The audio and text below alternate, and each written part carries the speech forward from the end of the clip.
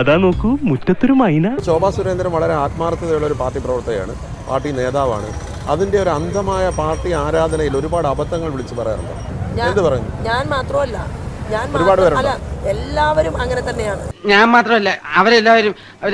ശോഭാ സുരേന്ദ്രൻ വളരെ ആത്മാർത്ഥതയുള്ള ഒരു പാർട്ടി പ്രവർത്തകയാണ്, പാർട്ടി നേതാവാണ്. അതിന്റെ ഒരു അന്ധമായ പാർട്ടി ആരാധനയിൽ ഒരുപാട് അബദ്ധങ്ങൾ വിളിച്ചു പറയാറുണ്ട്. എന്ത് പറയുന്നു? ഞാൻ മാത്രമല്ല, ഒരുപാട് പേരുണ്ട്. എല്ലാവരും അങ്ങനെ തന്നെയാണ്. വാ തുറന്നാൽ മണ്ടത്തരം മാത്രം പറയുന്ന നേതാക്കൾ. അതിന്റെ അന്ധമായ ശേഷം ഇത് ഇത്ര അബദ്ധങ്ങൾ വിളിച്ചു പറയുന്നു. അല്ല, ചില ആളുകള് കുറച്ച് കനത്തിൽ പറയുന്നു എന്ന് മാത്രമേ ഉള്ളൂ. പെട്രോളിന്റെ വില കുറഞ്ഞിരിക്കുകയാണ്, അപ്പോൾ അതിൽ ചെറിയ എന്തെങ്കിലും എമൗണ്ട് കൂട്ടിയിട്ടുണ്ടാവും, അത്രേ ഉള്ളൂ. അത് ടോട്ടലായിട്ട് വർധനവുണ്ടാവുന്നില്ലല്ലോ, വില കുറയുകയാണ് ചെയ്യുന്നത്. അന്താരാഷ്ട്ര വിപണിയിൽ കുറയുമ്പോൾ ആ അന്താരാഷ്ട്ര വിപണിയിലെ കുറവിന്റെ ഒരംശമാണ് കൂട്ടുന്നത്. ആ അന്താരാഷ്ട്ര വിപണിയിൽ അത്രയും തന്നെ കൂട്ടുന്നില്ല. അതിന്റെ അന്ധമായ ശേഷം ഇത് ഇത്ര അബദ്ധങ്ങൾ വിളിച്ചു പറയുന്നു. അല്ല, ചില ആളുകള് കുറച്ച് കനത്തിൽ പറയുന്നു എന്ന് മാത്രമേ ഉള്ളൂ. അധികാരം കയ്യിലില്ലെങ്കിൽ പാർട്ടി തന്നെ ഒരു ശവമാണ്. അപ്പോൾ ചാനൽ ചർച്ചകളിൽ വന്നിരുന്ന് BJP എന്ന ദേശീയ പ്രസ്ഥാനത്തിന്റെ പ്രതിച്ഛായ വല്ലാണ്ടങ്ങ് ഉയർത്തുന്ന ചില നേതാക്കന്മാരെ ഒന്ന് പരിചയപ്പെട്ടാലോ? ഒന്ന്, JR പത്മകുമാർ. സംസ്ഥാനത്ത് താരതമ്യേന വസ്തുതകൾ പറഞ്ഞു പോകുന്ന നല്ലൊരു നേതാവായിരുന്നു JR പത്മകുമാർ. പക്ഷെ എന്തു പറയാൻ, ചാനൽ ചർച്ചകളിൽ വന്നിരുന്ന് വമ്പിച്ച പരാജയമായി പോയി. സ്കൂളുകളിൽ ദീൻദയാൽ ഉപാധ്യായയുടെ ജന്മശതാബ്ദി ആഘോഷിക്കണമെന്ന കേന്ദ്ര സർക്കാർ ഉത്തരവുമായി ബന്ധപ്പെട്ട് നടക്കുന്ന ചാനൽ ചർച്ച, അന്നു മുതലാണ് പത്മകുമാറിന്റെ സമയം തെളിഞ്ഞു തുടങ്ങിയത്. ശ്രീ JR പത്മകുമാർ ഇന്ത്യൻ സ്വാതന്ത്ര്യ സമരത്തിൽ ബ്രിട്ടീഷ് സർക്കാരിനോട് മാപ്പപേക്ഷിച്ച നേതാവ് ഏത് സംഘടനയിലാണ്? പറയൂ, ഏത് സംഘടനയിലാണ്? ആൻഡമാൻ ജയിലിൽ നിന്ന് സവർക്കർ മോചിതനായത് ഏത് മാപ്പപേക്ഷയുടെ പേരിലാണ്? ബ്രിട്ടീഷ് സർക്കാരിനോട് സവർക്കർ 1 അല്ല 6 തവണ മാപ്പിരന്ന് വാങ്ങിയെന്ന് അഭിമാനത്തോടെ അദ്ദേഹം ചർച്ചയിൽ പറഞ്ഞു.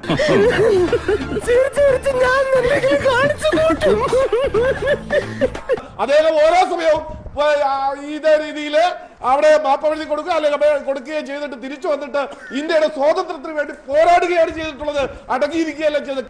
അദ്ദേഹത്തിന്റെ ജീവിത ദൗത്യം ബ്രിട്ടീഷുകാർക്കെതിരായിട്ടുള്ള പോരാട്ടമായിരുന്നു.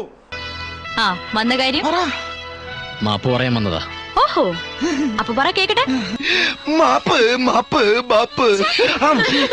അതെ, സവർക്കർ ബ്രിട്ടീഷ് സർക്കാരിനോട് മാപ്പ് പറയും പോരാടും. ഇങ്ങനെ 1 അല്ല 6 തവണയാണ് ഇന്ത്യക്ക് വേണ്ടി സവർക്കർ ബ്രിട്ടീഷ് സർക്കാരിനോട് മാപ്പ് പറഞ്ഞ് പോരാടിയത്.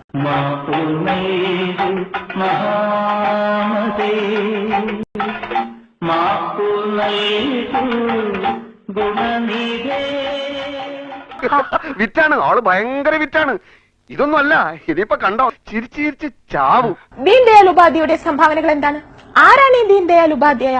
അവതാരകയുടെ ഈ ചോദ്യങ്ങൾക്കും പേരിൽ തന്നെ പ്രസ്ഥാനത്തെ കൊണ്ട് നടക്കുന്ന ശ്രീ പത്മകുമാറിന് ഉത്തരമുണ്ടായില്ല. രാഷ്ട്ര നിർമ്മാണത്തിൽ അദ്ദേഹത്തിന്റെ പങ്ക് എന്താണെന്നാണ് കേരളത്തിലെ കുട്ടികൾ പഠിക്കേണ്ടത്. കേരളത്തിലെ കുട്ടികൾ ഇത് ആഘോഷിക്കണം എന്ന് ആര് തീരുമാനമെടുത്തെങ്കിലും അവരുടെ മുന്നിലേക്ക് ഇന്ത്യയുടെ നിർമ്മിതിയിൽ അദ്ദേഹത്തിനുള്ള പങ്ക് എന്താണെന്നാണ് കേരളത്തിലെ കുട്ടികൾ പഠിക്കേണ്ടത്. താങ്കളോട് പറയാൻ പോകുന്നത് അല്ല, ഞാനൊന്ന് ചോദിക്കട്ടെ. ഞാൻ അതിലേക്ക് വരാം. അതിനു മുമ്പ് എനിക്കൊരു ചോദ്യം. കേരളത്തിന്റെ രാഷ്ട്ര പുനർനിർമ്മാണത്തിന് വേണ്ടി അല്ലെങ്കിൽ കേരളത്തിന്റെ സാമൂഹ്യ ഇതിന് വേണ്ടിയിട്ട് കാറൽ മാർക്സ് ചെയ്ത നേട്ടം എന്താണ് ഈ രാജ്യത്തിന് വേണ്ടി ചെയ്തിട്ടുള്ളത്, ഈ സംസ്ഥാനത്തിന് വേണ്ടി ചെയ്തിട്ടുള്ളത്? മാർക്സിയം ഫിലോസഫി ഇവിടെ പഠിക്കുന്നില്ലേ? ഞാനത് പറഞ്ഞോട്ടെ. ഞാൻ സീരിയസ് ആയിട്ടാ പറഞ്ഞത്. അയ്യോ, ഇത്രയും വലിയ സീരിയസ് കോമഡി ഞാൻ ആദ്യമായിട്ടാ കേൾക്കുന്നത്. ഏത് ദീൻദയാൽ? ആരാണ് ഉപാധ്യായ? ആരോട് പറയാൻ? ശ്രീ JR പത്മകുമാർ, ഇത്രയൊന്നും മറ്റുള്ള ആരെയും ആക്ഷേപിക്കാതെ താങ്കൾക്ക് നേരിട്ട് താങ്കളുടെ നേതാവിന്റെ രാഷ്ട്ര നിർമ്മാണത്തിലുള്ള പങ്കാളിത്തം എന്താണെന്ന് വിശദീകരിക്കാനുള്ള അവസരമാണ് താങ്കൾ മുസ്ലിം ലീഗിനെയും കാറൽ മാർക്സിനെയും ഒക്കെ കുറ്റമായി നഷ്ടപ്പെടുത്തിക്കൊണ്ടിരിക്കുന്നത്. പിന്നെ ചർച്ചയ്ക്ക് അവസരം കിട്ടുമ്പോൾ എന്തുകൊണ്ട് താങ്കളുടെ നേതാവിനെ പ്രതിരോധിക്കുന്നില്ല, എന്തുകൊണ്ട് താങ്കളുടെ പാർട്ടിയുടെ രാഷ്ട്രീയ തീരുമാനത്തെ പ്രതിരോധിക്കുന്നില്ല എന്നുള്ളതിന്റെ ഉത്തരവാദിത്തം മറ്റുള്ളവരിൽ അടിച്ചേൽപ്പിക്കരുത് ദയവായി. വല്ല കാര്യമുണ്ടോ? എന്തിനാണ് ഇങ്ങനെ ഇല്ലാന്ന് നടക്കണേ? പശുവിന്റെ സംരക്ഷണത്തിനായും ചില പ്രധാനപ്പെട്ട ഫാക്ട്സ് പത്മകുമാർ സാർ പറഞ്ഞിരുന്നു. ഒന്ന് കണ്ടു നോക്കാം.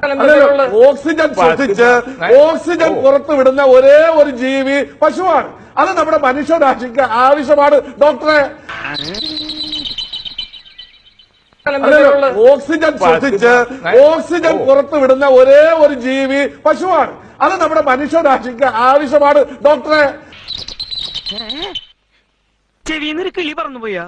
എന്റെ ചെവിന്ന് പോയി 2 എണ്ണം, ഒരു ജോഡി. ചർച്ച കണ്ടു കഴിഞ്ഞപ്പോൾ പത്മകുമാർ സാറിന് ഗോമാതാവ് ഓക്സിജൻ കൊടുക്കുന്ന രംഗങ്ങൾ വരെ ട്രോളായി ഇറങ്ങി. മറ്റു ജീവികൾക്ക് ഈ കഴിവില്ലാത്തത് കുറച്ച് കഷ്ടായിപ്പോയല്ലേ? പറഞ്ഞോ, ഇതുപോലുള്ള തമാശകൾ നീ ഇനിയും പറയണം. 2. കെ സുരേന്ദ്രൻ. സോഷ്യൽ മീഡിയയുടെ പൊങ്കാലകൾ ഏറ്റവും കൂടുതൽ ഏറ്റുവാങ്ങിയ ഒരു പ്രമുഖ നേതാവാണ് കെ സുരേന്ദ്രൻ. ഞാനാണ് ഈ ഏരിയയിലെ സാറിന്റെ സ്ഥിരം വേട്ടമൃഗം. ഓഹോ.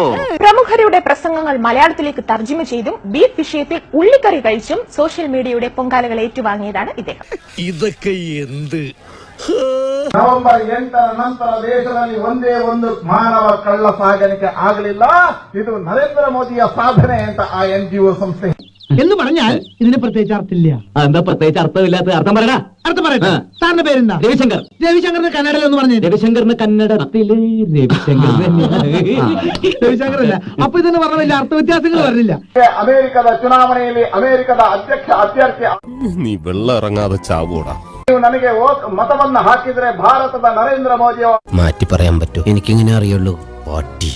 1-2 കാര്യങ്ങൾ ചോദിക്കാനുണ്ട്. പെട്ടെന്ന് ചോദിക്കൂ. പക്ഷേ ഹെഡ്ലി പറഞ്ഞു അവർ തീവ്രവാദിയായിരുന്നു.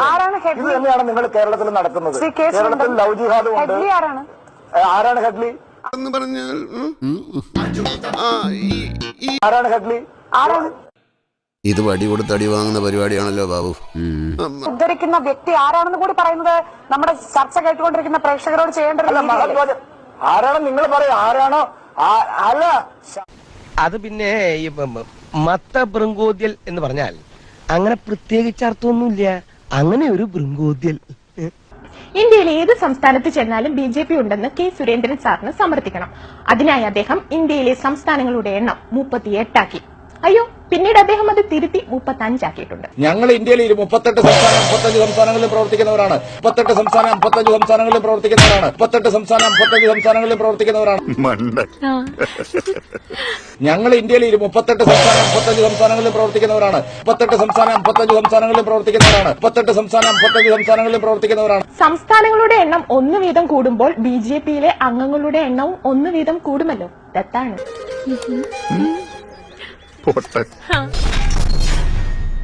3. വി ഗോപാലകൃഷ്ണൻ. ഒട്ടകം ഗോപാലകൃഷ്ണൻ എന്നാണ് സമൂഹ മാധ്യമങ്ങൾ ഇദ്ദേഹത്തെ വിളിക്കുന്നത്.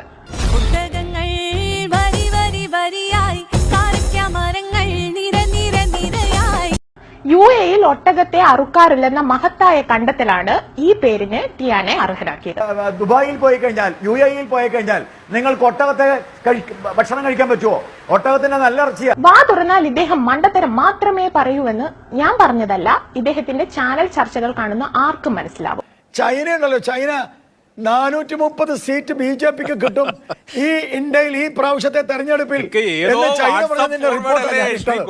ലോകം മുഴുവനും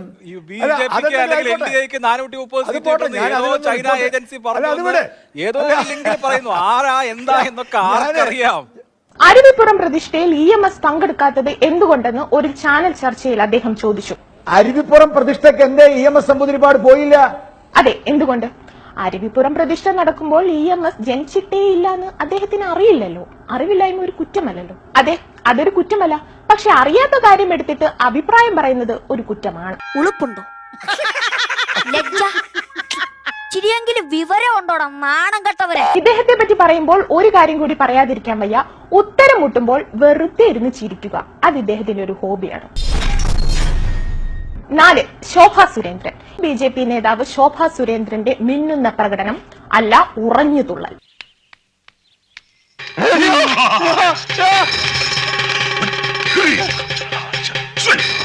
ഞാൻ കരുതി മാഡത്തിന് കൺകറന്റ് ലിസ്റ്റ് മാത്രമേ അറിയാത്തുള്ളൂ എന്ന്. ആർട്ടിക്കിൾ 19 അറിയുമായിരിക്കും. വളരെ സിമ്പിളായ പ്രൊവിഷൻ ആയതുകൊണ്ട് അറിയുമായിരിക്കും എന്നാണ് വിചാരിച്ചത്. ചർച്ചയിൽ ഉത്തരം മുട്ടിയപ്പോൾ വഴക്കുണ്ടാക്കി അലമ്പാക്കിയ ശോഭയുടെ സൈക്കോളജിക്കൽ മൂവ്. ഇനി മേലാൽ ഞാൻ ബഹുമാനപ്പെട്ട വിനുവിനോട് പറയുന്നു, കേരളത്തിലെ പ്രേക്ഷകർ മുഴുവൻ കേൾക്കെ, ഈ സ്ത്രീയുമായി ചർച്ചയ്ക്ക് എന്നെ വിളിക്കരുത്. അല്ലെങ്കിൽ തന്നെ ഈ പഠിപ്പുള്ളവന്മാരെ എനിക്ക് എന്റെ കണ്ണിനെടുത്ത് കണ്ടുകൂടാ.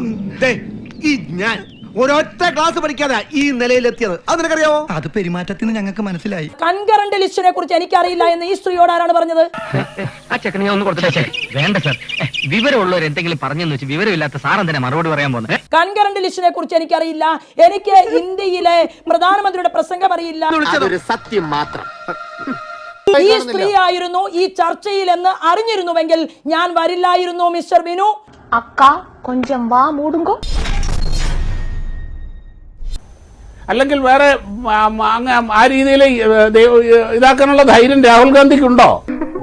എന്താ കള്ളു കുടിച്ചിട്ടുണ്ടോ? നാക്ക് കുഴയണോ? ഈ രാഹുൽ ഗാന്ധിക്ക് ധൈര്യം ഉണ്ടോ അള്ളാഹുവിന്റെ ചിത്രം ഇതുപോലെ ഒന്ന് എടുത്ത് ഉയർത്തി കാണിക്കാൻ? വെറുതെ ചിരിപ്പിക്കരുത്. ഈ രാഹുൽ ഗാന്ധിക്ക് ധൈര്യം ഉണ്ടോ അള്ളാഹുവിന്റെ ചിത്രം ഇതുപോലെ ഒന്ന് എടുത്ത് ഉയർത്തി കാണിക്കാൻ? എടാ വിക്രമ, മനസ്സിലായടാ, ഇവന്റെ നാട് ഉളമ്പാറ, പേര് വട്ടൻ അല്ല മുഴുവട്ടൻ. നീ ഇത്രല്ലേ കണ്ടുള്ളൂ, അങ്ങോട്ട് നോക്കിയേ. 543 ലോക്സഭാ മണ്ഡലങ്ങളിൽ ഒരു BJPക്ക് ഒരു ന്യൂനപക്ഷ സമുദായാംഗം പോലും ഇല്ലാത്തത് എന്ത്? എന്തുകൊണ്ട് ചരിത്രത്തിൽ ആദ്യമായി കേന്ദ്ര മന്ത്രിസഭയിൽ ഒരു ന്യൂനപക്ഷ സമുദായാംഗം ഇല്ല? മറുപടി എണീറ്റ് വരണ്ടേയിരുന്നു. അല്ലഹേ അല്ലഹേ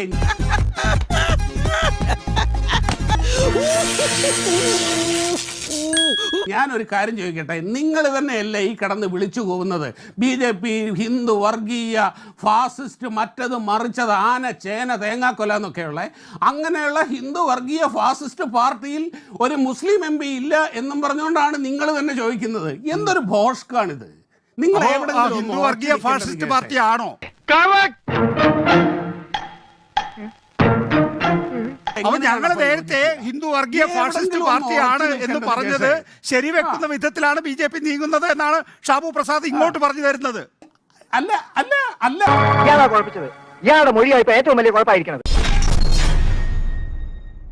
ഞാൻ ബയോളജിക്കലായി ജനിച്ചതല്ല എന്ന് ഒരു പ്രധാനമന്ത്രി പറയാണ്.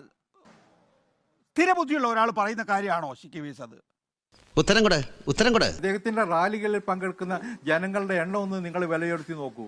എത്ര കോടിയല്ല നിങ്ങളുടെ ഈ കഴിഞ്ഞ കാലഘട്ടത്തിൽ പങ്കെടുത്തത്? എത്ര കോടിയാണ് അദ്ദേഹത്തിന്റെ ഓരോ വീഡിയോയും ആൾക്കാർ കണ്ടിട്ടുള്ളത്? ഇതൊക്കെ ഇന്ത്യൻ രാഷ്ട്രീയത്തിൽ ഒരു പുതിയ അധ്യായമാണ്. അതൊക്കെയാണോ ദൈവം എന്ന് പറയുന്ന കാഴ്ചപ്പാടിലേക്ക് നമ്മള് ശ്രീകൃഷ്ണന്റെ വീഡിയോ കൂടുതൽ കാണുന്നുണ്ടെങ്കിൽ ശ്രീകൃഷ്ണനാണ് വലിയ ദൈവമെന്നും ശ്രീരാമന്റെ വീഡിയോ ആണ് കുറച്ച് കാണുന്നതെങ്കിൽ ശ്രീരാമൻ ചെറിയ ദൈവമെന്നും വിലയിരുത്താറുണ്ടോ? അല്ലെങ്കിൽ ഈ വീഡിയോ കാണുന്നവരുടെ എണ്ണം കൂടുന്ന അങ്ങനെയാണെങ്കിൽ ഇവിടെ ഏറ്റവും കൂടുതൽ വൈറലാകുന്ന വീഡിയോക്കാരായിരിക്കുമല്ലോ ദൈവം. പിന്നെ ചൂടാണ്ട് AC ഒന്നും ഇല്ല. അത് ഇനി രശ്മിത പറഞ്ഞ കാര്യത്തിലേക്ക് ഞാൻ വരാം. Continue. Okay, come to the point.